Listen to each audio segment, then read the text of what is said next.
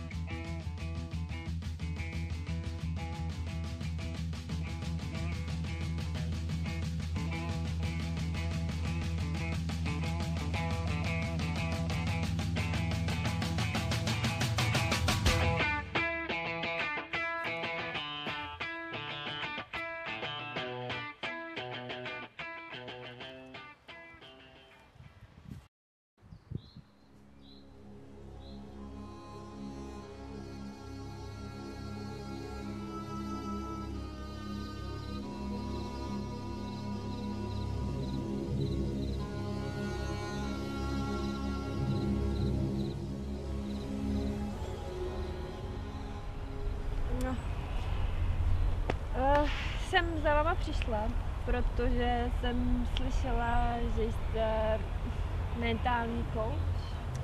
Magí, to vůbec není důležité. Počkat, vy znáte moje jméno, ale jak to, když jsme se nikdy neviděli? Znám nejen tvoje jméno, vím i, co tě trápí. A vím, jak tvůj problém můžeš ty sama řešit. Já prostě poslední dobou nemůžu vůbec spát, mám noční můry. Vidím před sebou ten hadr a to leštidlo a když se zbudím, tak jediné, co můžu dělat, je jít leštit. Já nemůžu jíst, já nemůžu normálně myslet, já nemůžu normálně fungovat, já nevím, co mám dělat už.